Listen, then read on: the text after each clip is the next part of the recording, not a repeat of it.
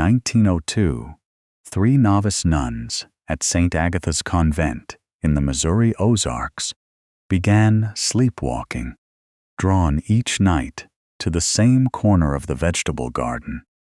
Barefoot in the frost, they'd stare at the ground. One, a 17-year-old, whispered. She heard something crying under her feet. Within a week, the groundskeeper's spade hit wood at 4 feet. What he pulled out would be sealed inside the convent, denied by the Diocese of Kansas City for 6 decades, and quietly listed in a 1963 Archdiocesan inventory as the buried mouth. Nah!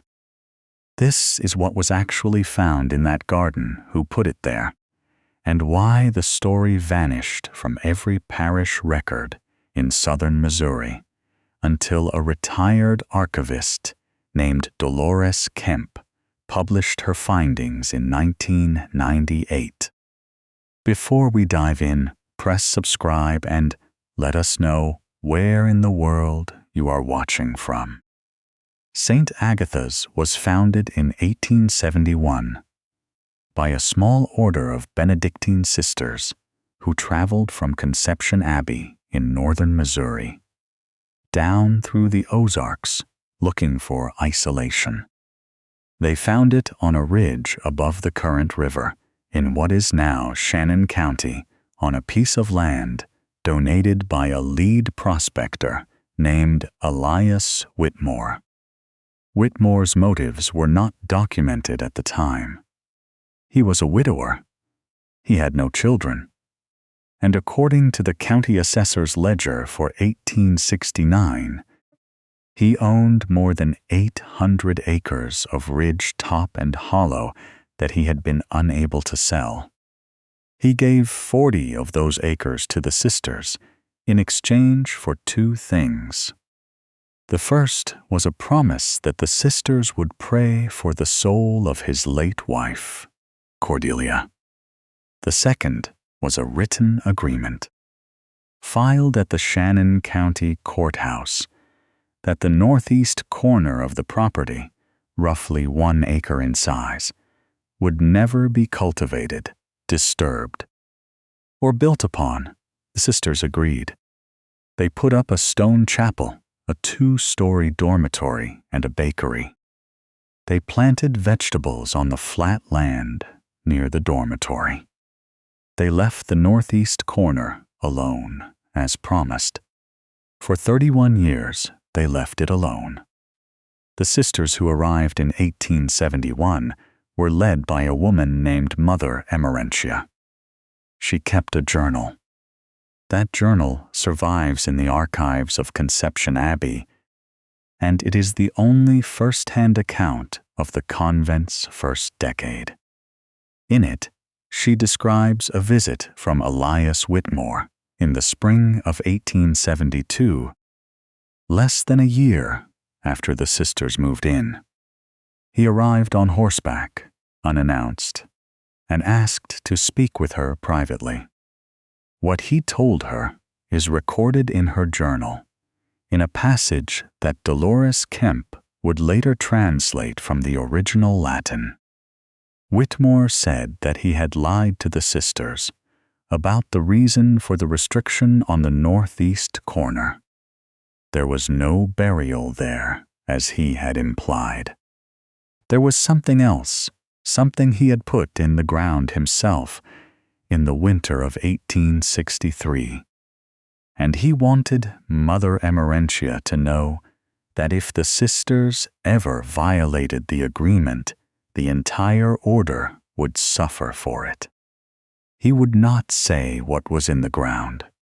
He would only say that he had made a mistake in 1863, and that the mistake had to stay buried. Mother Emerentia wrote that she asked him to leave, and that she did not sleep for 3 nights afterward. Whitmore died 6 months later, in October of 1872, of what the county physician recorded as heart failure. He was 54 years old. the restriction held. For the next 30 years, the northeast corner of the property grew wild. Cedar trees came up through the underbrush. A spring that ran through the corner in wet years cut a small ravine along the eastern edge. Sisters who joined the convent after 1872 were told, as part of their orientation, that the corner was not to be entered under any circumstances. No reason was given. Mother Emerentia died in 1889 and was succeeded by Mother Bernice Halloran, a younger woman from St. Louis who had entered the order in 1878. Mother Bernice inherited the journal, read it, and continued the restriction. She wrote in her own records that she considered the whole matter superstitious, but that she saw no reason to break a written agreement with a dead man. And so the corner sat undisturbed until October of 1902, when the sleepwalking began. The first of the 3 novices was a girl named Agnes Farrell. She was 20 years old, the daughter of a railroad clerk from Springfield, and she had been at St. Agatha's for 8 months. On the night of October 14th, another sister found her standing in the vegetable garden at 3 in the morning, barefoot in her nightclothes facing east. Agnes did not respond when spoken to. She had to be led back to the dormitory by the arm. In the morning, she remembered nothing. 2 nights later, on October 16th, a second novice named Catherine Boland was found in the same spot, in the same posture, at approximately the same hour. On October 19th, a third novice, 17-year-old whose name was Mary Louise Kelliher, was found there as well. Mary Louise was the one who spoke. When Mother Bernice knelt beside her in the frost and asked her what she was doing, Mary Louise said, in a normal waking voice, that she could hear something crying under her feet. Then she blinked, looked around, and asked where she was. Mother Bernice sent for the convent's confessor, a priest named Father Ignatius Doran, who rode out from the town of Winona the following day. He spoke to all 3 novices individually and concluded in a letter to the Bishop of Kansas City that the girls were suffering from what he called an infectious hysteria brought on by isolation and by the recent onset of cold weather. He recommended that the girls be sent home for the winter.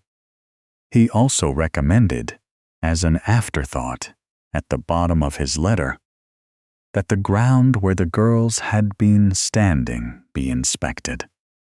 He did not explain why he added this. The letter is preserved in the Archdiocesan Archive, and Dolores Kemp reproduced it in full in her 1998 paper. Mother Bernice acted on the second recommendation before the first.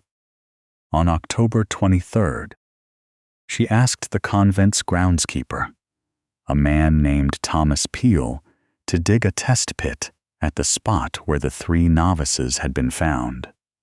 Peel was a local man, 47 years old, married with 3 children in the town of Eminence. He had worked for the convent since 1894. Mother Bernice did not tell him about the Whitmore Agreement. She simply told him to dig. Peel began digging at first light on October 24th. At approximately 3 feet, his spade struck what he first thought was a root. When he cleared the soil away, he found that it was a wooden lid. It was about 2 feet square, made of oak, and it had been sealed around the edges with what appeared to be pitch. Peel stopped digging and went to find Mother Bernice. What happened over the next 4 hours is described in 3 separate accounts. Peel gave a statement to the Shannon County Sheriff in 1904, 2 years after the fact, as part of an unrelated inquiry. Mother Bernice recorded her own account in the convent's private log, and a third account was written decades later by a woman named Sister Perpetua, who had been a young sister at the convent in 1902, and who claimed to have witnessed the excavation from an upstairs window. The 3 accounts disagree on small details, but agree on the substance. Mother Bernice came out to the garden, looked at the wooden lid, and told Peel to pry it up. Underneath the lid was a second lid, smaller, made of lead. Peel had to go back to the tool shed for a chisel. When he pried up the lead lid, the first thing anyone noticed was the smell. Peel later described it as the smell of a root cellar that had been closed for a long time, sweet and sour at the same time. Mother Bernice, in her account, called it the smell of iron and old cloth. Underneath the lead lid was a shaft, roughly 2 feet square, lined with brick descending into the ground. Peel lowered a lantern on a rope. The shaft went down approximately 11 feet. At the bottom of the shaft, according to all 3 accounts, was a wooden box, roughly the size and shape of a child's coffin, with iron banding around it. Mother Bernice ordered the shaft closed. She told Peel to replace the lead lid, replace the wooden lid, and rebury it. Peel later told the sheriff that he refused. He said he could not in good conscience close up a coffin without knowing what was in it. Mother Bernice, according to Peel's statement, told him that if he opened the box, he would be dismissed from the convent's employment, and that she would tell the bishop he had done so against her direct order. Peel opened the box anyway. He lowered himself down the shaft on a rope ladder, which took the better part of an hour to rig. He pried the lid off the box. Sister Perpetua, watching from the upstairs window, said she saw him come up out of the shaft with his face gray and sit down in the frost with his back against the tool shed and put his head in his hands. He would not speak to anyone for the rest of the day. What Peel said he saw in the box when he finally described it to the sheriff 2 years later was this. The box contained a body. It was a woman approximately 30 years old, wrapped in what had once been a blue dress. The body was remarkably well preserved, which Peel attributed to the sealed shaft and the cold. Her hands were folded on her chest. Her hair was red. Around her neck was a piece of wire twisted tight that had cut into the skin. Her mouth had been sewn shut with what Peel described as heavy thread in 7 stitches. On the inside of the coffin lid, someone had carved, in what appeared to be English, but in an unfamiliar hand, the words, "She will not stay." Under those words was a date, January 11th, 1863. Mother Bernice, in her account, does not describe the body in the same detail. She writes only that the shaft was reburied on the same day, that Peel was paid an additional $50 for his silence, and that the northeast corner was surrounded by a low stone wall the following spring. she wrote to the Bishop of Kansas City on October 26th, 2 days after the excavation. Her letter did not describe what had been found. It said only that a matter of some gravity had arisen at the convent and that the bishop's guidance was needed. The bishop, a man named John Hogan, arrived in person on November 8th. He spent 2 nights at the convent. When he left, he took Mother Bernice's private log with him. He also took Mother Emerentia's journal from 1872, which had been kept in the convent's library. Both documents were transferred to the Archdiocesan Archive in Kansas City, where they remained sealed for the next 60 years. The 3 novices were sent home for the winter, as Father Ignatius had recommended. Agnes Farrell returned in the spring of 1903 and completed her vows.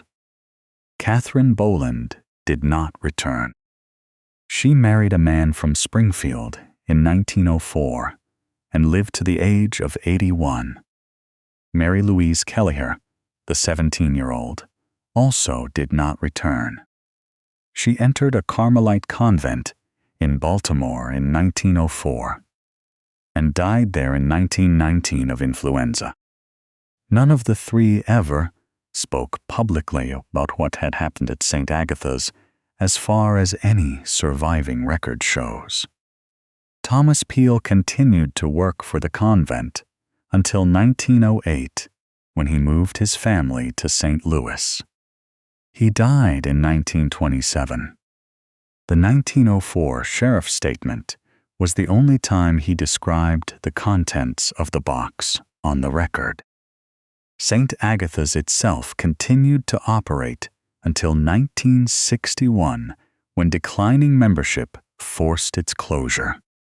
The property was sold to a lumber company.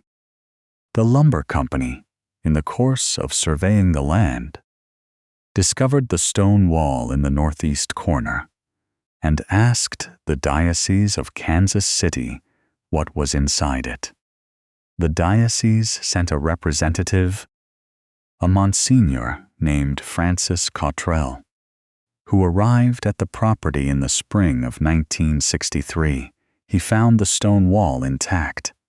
He also found, at the center of the walled area, a small marker that had been added at some point after 1902.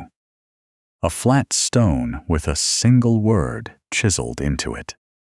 The word was the Latin phrase for silence. Monsignor Cottrell ordered the walled area to be filled with concrete.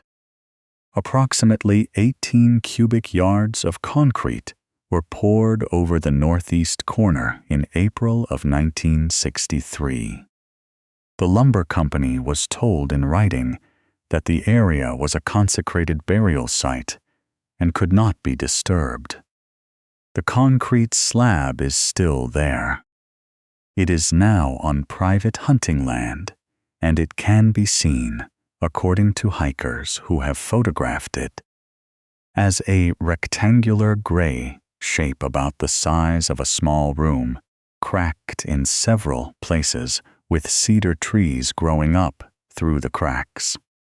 Dolores Kemp was a lay archivist who worked for the Diocese of Kansas City from 1971 until her retirement in 1996.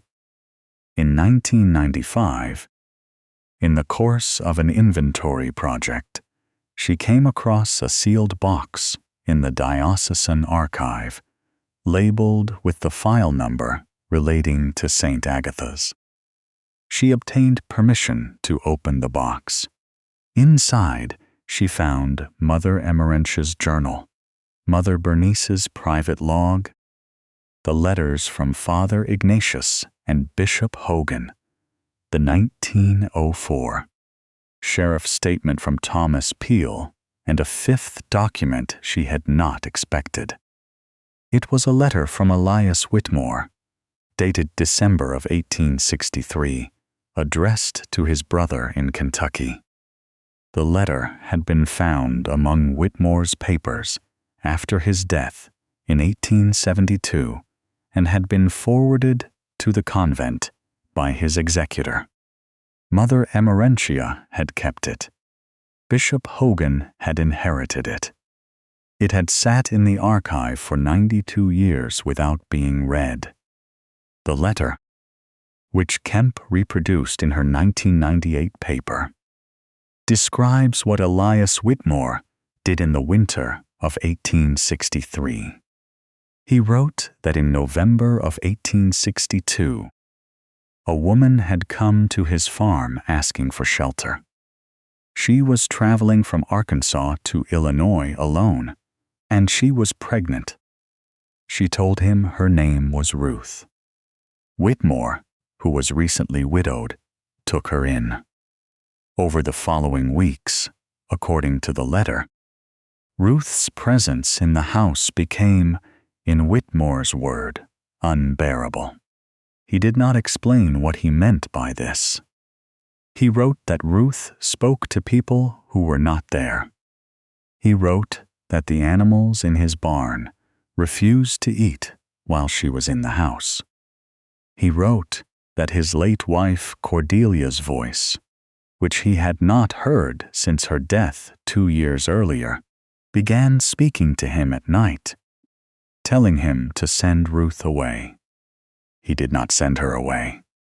On January 9th, 1863, according to the letter, Ruth gave birth to a stillborn child in the upstairs bedroom of his farmhouse. The next day, Ruth herself died of what Whitmore described as loss of blood.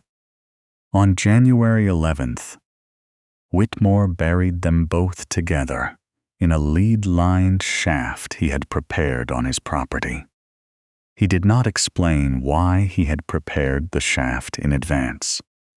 He wrote to his brother that he had done what needed to be done, that Cordelia had told him what to do, and that he asked his brother to pray for him. He signed the letter, and as far as the record shows, never spoke of Ruth again. There are several things about the 1863 letter that do not match the 1902 excavation. Peel, in his statement, described one body in the coffin, not two. He did not mention an infant. He described the woman as approximately 30 years old, which is consistent with Whitmore's account, but he described her mouth as sewn shut, and a wire around her neck, neither of which Whitmore mentions in the letter. The carving on the inside of the coffin lid, "She will not stay," and the date, January 11th, 1863, are consistent with Whitmore having sealed the shaft on that date. But the letter does not describe carving anything into the lid. Kemp, in her 1998 paper, suggested 3 possibilities. The first was that Whitmore had added the wire, the stitches, and the carving after the initial burial, and did not mention this in the letter to his brother. The second was that someone else, either before or after Whitmore's death in 1872, had opened the shaft and modified the body. The third was that Peel, in his statement to the sheriff in 1904, had exaggerated or invented some of the details. Kemp did not commit to any of the 3 possibilities. She noted only that the phrase, "She will not stay," implied that whoever had carved it into the lid had expected the woman in the box to try to leave. The stone wall in the northeast corner of the property and the concrete slab poured over it in 1963 are still there today. The property is owned, as of the most recent county records, by a hunting club based in Springfield. The club does not permit visitors. There is no historical marker. St. Agatha's Chapel was torn down in 1974. The dormitory burned in 1981. The bakery is a foundation in the woods. The infant that Ruth was carrying, if the 1863 letter is accurate, was buried in the same shaft as its mother, and no account of the 1902 excavation mentions finding it. It is possible that Peel did not look carefully. It is possible that Whitmore lied to his brother. It is possible that the infant was buried elsewhere on the property and has never been found. The 3 novices who had been sleepwalking in October of 1902 were all standing on the same spot in the vegetable garden facing east. The northeast corner of the property, where the shaft was located, is due east of the vegetable garden by approximately 140 feet. Mary Louise Kelleher, the 17-year-old, said she could hear something crying under her feet. She was standing not on the shaft itself, but on the ground between the shaft and the dormitory. Dolores Kemp, in the closing paragraph of her 1998 paper, noted that Mary Louise did not say, she could hear something crying underneath the northeast corner. She said she could hear it under her own feet in the vegetable garden, more than 100 feet away from where the body was buried. Kemp did not offer an explanation for this. She simply noted it, and she noted, as a final point, that the 1902 log records a 4th incident that Mother Bernice did not report to the bishop, and that was not discussed in Father Ignatius's letter. On the night of October 25th, the day after the shaft was closed, Mother Bernice herself woke up standing in the vegetable garden, barefoot in the frost, facing east. She wrote in her log that she did not remember getting out of bed. She wrote that she could hear nothing under her feet, but she wrote that when she turned around to walk back to the dormitory, she was certain, absolutely certain, that something was walking behind her. She did not turn around again. She reached the dormitory, went inside, and closed the door. And she wrote at the end of the entry that she did not sleep in the ground floor rooms of the convent for the rest of her life. She wrote one more sentence in a smaller hand at the bottom of the page. She wrote that when she had reached the dormitory door and put her hand on the latch, she had heard, very distinctly, a woman's voice behind her in the frost saying her name, not shouting it, saying it the way a friend says a name. And she wrote that she had not turned around because she was afraid in that moment that she would answer.